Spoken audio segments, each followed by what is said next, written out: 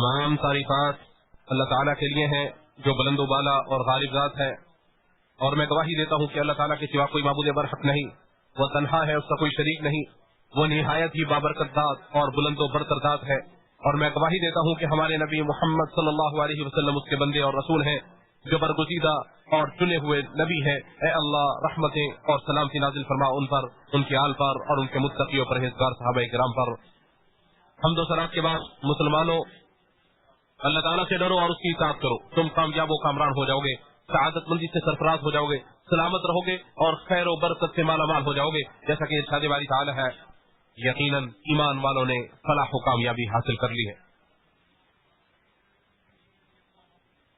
बिलाशुबा आज मुसलमान मुख्तलिफ जहतों की तरफ से बर्पा किए गए फितनों की लपेट में है, जो मुतअद्दिद शक्लें लिए हुए हैं, जो इंतहाई पुरखतर है, जिनकी चंगारियां फैली हुई है, उनके असबाब मुख्तलिफ और साजिशें किस्म किस्म की है।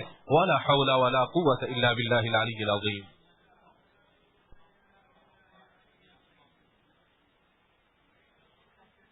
तो ऐसे हालात में एक मुसलमान के पास इन फितनों की तबाहकारियों और खतरात से बचने के लिए इंतहाई मजबूत सहारा और दायपना अपने खालिक अज़्ज़ा व जल की तरफ पलटना और रजू करना है, और उसकी रस्सी यानी कुरान मजीद को मजबूती से थामना है, उसकी इताअत को यकीनी बनाना है और उसकी शरीयत को मजबूती से थामे रखना है।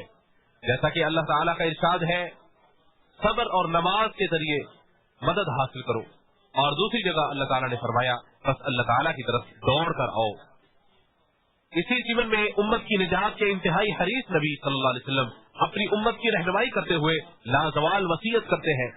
आपने फरमाया, हरज यानी फितना और फसाद, कत्लो गारतगरी के जमाने में इबादत करना ऐसे ही है जैसे मेरी तरफ हिजरत करके आना है। इसे मुस्लिम ने रिवायत किया है। और हरज से मुराद जंगो जिदाल, कत्लो गारतगरी और खौफ व हिरास के अय्याम है।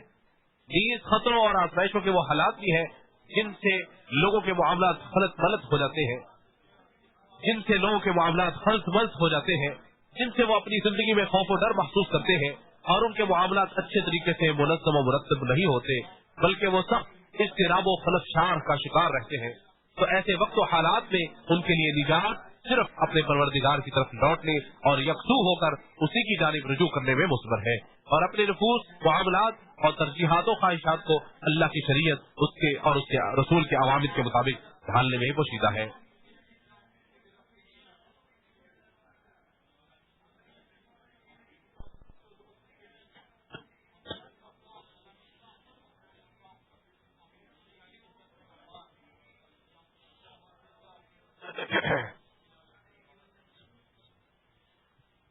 और ये वो नबवी मनहज है जिसने फितरों के अय्याम में इबादत की अहमियत को वाज़े कर दिया है, क्योंकि फितरों की वजह से लोगों के दरमियान अदावतें, जुल्म और जोर, किज़ब बयानी और लड़ाई और झगड़े ज्यादा पैदा होते हैं, जो कि रब की शरीयत में हराम है। बल्कि बहुत सारे लोग सिरात मुस्तकीम पर गामजन रहने से गाफिल हो जाते हैं। चुनांचे नबी सल्लल्लाहु अलैहि वसल्लम ने उनकी रहनुमाई फरमाई है कि जिस तरह हिजरत अपना वतन, घर बार और ख्वाहिशात रब के लिए छोड़ने का नाम है, इसी तरह इबादत के लिए यकसुई इख्तियार करना और उसकी मुकम्मल पाबंदी करना मुसलमानों को उस राह पर ले चलता है जो उन्हें गुमराही, कजी और राह हक और सिरात मुस्तकीम से दूर होने से बचाता है।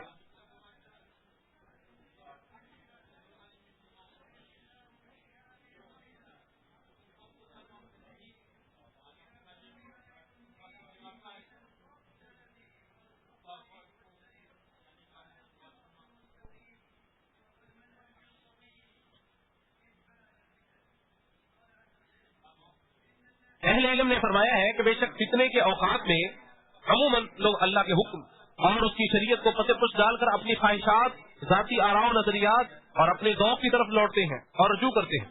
चुनांचे जो इन चीजों से निकलकर अल्लाह ताला की इबादत की तरफ पलटता है और उसी की तरफ मुकम्मल मुतवज्जे होता है, तो वो गोया के मुहाजिर है।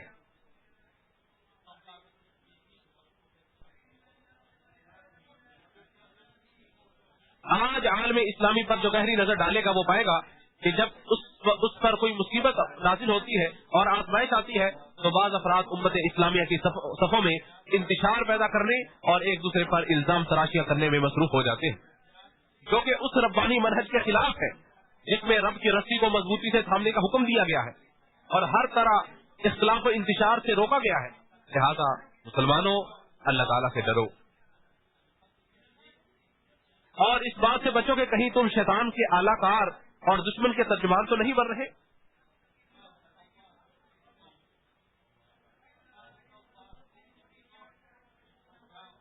دشمن کسی بھی چیز سے اس قدر مرعوب نہیں ہوتا جس قدر وہ اس بات سے مرعوب ہوتا ہے کہ مسلمان اپنے رب کی کتاب کو مضبوطی سے تھام لیں. ان کی صفوں میں اتحاد و اتفاق پیدا ہو جائے. وہ نیک کام باہم ایک دوسرے کے تعاون سے کرنے لگے. اپنے رب کی اطاعت و فرمانبرداری اور اس کے دین کی پیروی کرنے میں صبر سے کام لینے لگے. ان میں جو آزمائشیں اور فتنے در آئے ان کو درست طریقے سے حل کرنے لگے اور ایسی سعی اور کوشش کریں جس پہ اللہ تعالیٰ کا خوف، ذمہ داری کا احساس اور امت کے مفادات کو یقینی بنایا گیا ہو. لہذا مسلمانوں تم اپنے آپ کو ان امور میں، ان معاملات میں مشغول رکھو جو تمہارے دین اور دنیا کی مصلحت کی حفاظت کرتے ہوں اور ان کو برقرار رکھنے کے لیے بقدر استطاعت کوشش کرو. اور ان چیزوں میں سب سے اہم اللہ تعالیٰ کی شریعت پر ثابت قدم رہنا اور اس کے رسول کی سنت کی روشنی میں چلنا ہے. اور صبر آور اور مفید تعاون دین و عقیدے کی بنیاد پر خالص اخوت و بھائی چارگی، اسلامی الفت و محبت، اللہ اور اس کے رسول اور مومنوں کے لیے دوستی و محبت جیسی عبادات کو انجام دو جیسا کہ ارشاد باری تعالیٰ ہے.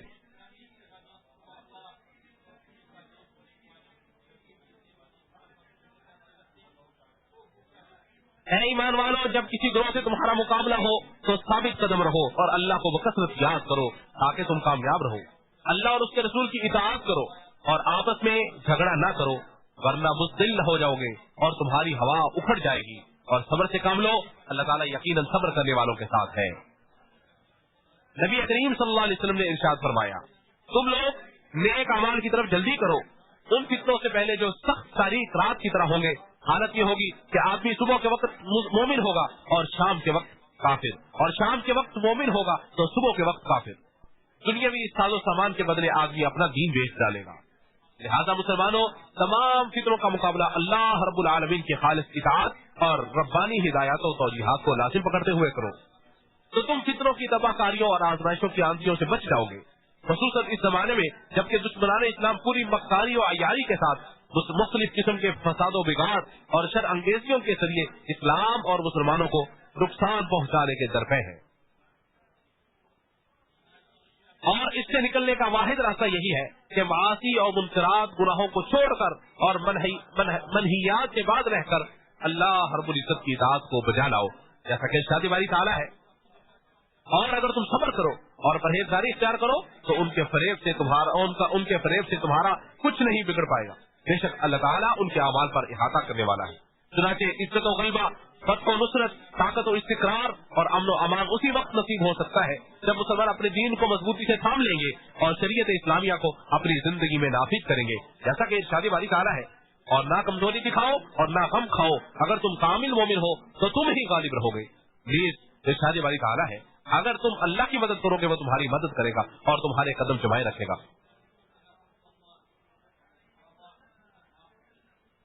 اور یہاں پہ ایک اہم تنبیہ ہے، اور بعض فتنے مسلمانوں کی نمازوں میں داخل ہو رہے ہیں، مسلمانوں کی نمازیں اس کا شکار ہو رہی ہیں. جیسا کہ خطبے کے دوران لوگ اپنے موبائلوں کے ذریعے سے تصویریں بنانے، ویڈیو بنانے میں مصروف رہتے ہیں. تو اللہ تعالیٰ سے ڈرو، مسلمانوں کو اللہ تعالیٰ سے ڈرنا چاہیے اور اللہ تعالیٰ ہمیں سیدھے کام کرنے کی توفیق نصیب فرما اور ہر قسم کے فطروں سے اللہ ہمیں محفوظ رکھے، جو ظاہر ہے جو باطن ہے، ہر قسم کے فطروں سے اللہ ہمیں محفوظ فرمائے.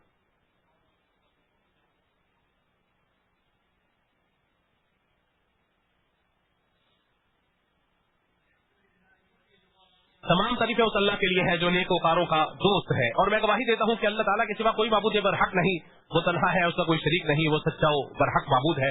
اور میں گواہی دیتا ہوں کہ ہمارے نبی محمد صلی اللہ علیہ وسلم اس کے بندے اور رسول ہیں جو امانت دار نبی ہے. اے اللہ تو رحمت اور سلامتی نازل فرما آپ صلی اللہ علیہ وسلم پر، آپ کی آل اولاد اور تمام صحابہ کرام پر. اللہ کے بندو، دین کے ذریعے دنیا کی اصلاح اور زمین کو شریعت الہیہ کے نفاذ سے معمور کرنے میں ہی ہر فتنے سے نکلنے اور بچنے کی راہ ہے، جیسا کہ ارشاد باری تعالیٰ ہے۔ اور جنہوں نے ہمارے لیے کوشش کی ہم انہیں ضرور اپنی راہیں سمجھا دیں گے، اور بے شک اللہ نیکوکاروں کے ساتھ ہے۔ اور جس نے اپنی زندگی کو اپنے پروردگار کے تقویٰ اور ڈر سے معمور کر لیا تو وہ اس کے لیے ہر تنگی سے نکلنے کا راستہ ہموار کر دے گا، اسے ہر آزمائش مصیبت سے عافیت نصیب کرے گا اور انجام کار اس کا بہترین بنا دے گا، جیسا کہ ارشاد باری تعالیٰ ہے۔ اور جو اللہ تعالیٰ سے ڈرتا ہے اللہ اس کے لیے نجات کی صورت نکال دیتا ہے۔ تو سنو، افضل ترین اعمال میں سے برگزیدہ نبی صلی اللہ علیہ وسلم پر بکثرت درود پڑھنا ہے۔ اے اللہ رحمتیں اور سلامتی نازل فرما آپ صلی اللہ علیہ وسلم پر، آپ کی آل و اولاد پر، جب تک لیل و نہار کا سلسلہ جاری رہے۔ ایسا درود کہ جس سے ہمارے غم چھٹ جائیں، ہماری مصیبتیں رفع ہو جائیں اور ہماری بخشش کا ذریعہ بن جائے۔ اے اللہ تو ہدایت یافتہ خلفائے راشدین، تمام صحابہ کرام اور قیامت تک ان کے تمام پیروکاروں سے راضی ہو جا۔ اے اللہ مومن مردوں عورتوں کی مغفرت فرما، ان کے معاملات کو ان کے لیے آسان فرما، ان کی پریشانیوں اور غموں کو دور فرما۔ اے اللہ ہمیں اور ان کو ظاہری و باطنی فتنوں کے شر سے محفوظ فرما۔ اے اللہ تو مسلمانوں کی حفاظت فرما اور ان کے لیے معین و مددگار بن جا۔ اے اللہ تو غاصب صہیونیوں کو اپنی گرفت میں لے لے، اپنا لشکر ان پر مسلط کر دے، ان سے بدلہ لے، بے شک انہوں نے ظلم کیا اور حد سے تجاوز کیا اور خوب تباہی مچا رکھی ہے۔ اے اللہ تو غزہ اور سارے جہاں کے مسلمانوں کے لیے مددگار بن جا۔ اے اللہ تو ان پر اپنی رحمتوں کا نزول فرما، ان کے احوال درست فرما اور ان کے خلاف اور ان کے دشمنوں کے خلاف ان کی مدد فرما۔ اے اللہ صہیونیوں پر اپنے لشکر مسلط کر دے، اللہ انہیں تباہ و برباد کر دے۔ اے اللہ دشمنوں کے مکر و فریب کو ناکام بنا دے، ان کی تدبیروں منصوبوں کو برباد کر دے۔ اے طاقت و حکمت کے مالک، اے اللہ خادم حرمین شریفین اور ان کے ولی عہد کو اپنی توفیق خاص سے نواز، ان کے ذریعے مسلمانوں کے احوال درست فرما۔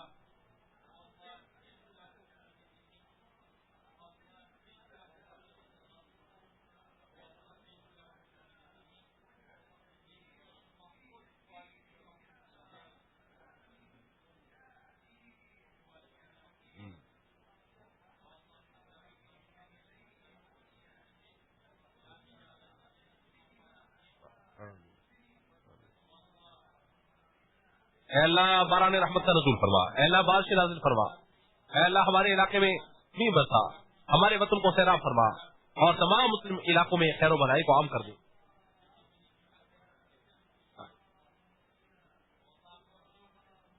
اے اللہ بارش نازل فرما، اللہ ہمارے چپایوں کی وجہ سے اللہ ہم پہ رحم فرما۔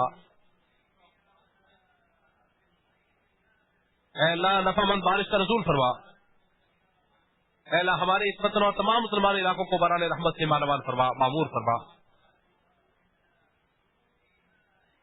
اے اللہ ہمارے برے اعمال کی وجہ سے ہمارا مواخذہ نہ کرنا، اے اللہ ہمیں غنی کر دے، اللہ ہمیں غنی کر دے، اے اللہ نفع مند بارش کے ذریعے ہمیں غنی کر دے، مالا مال کر دے۔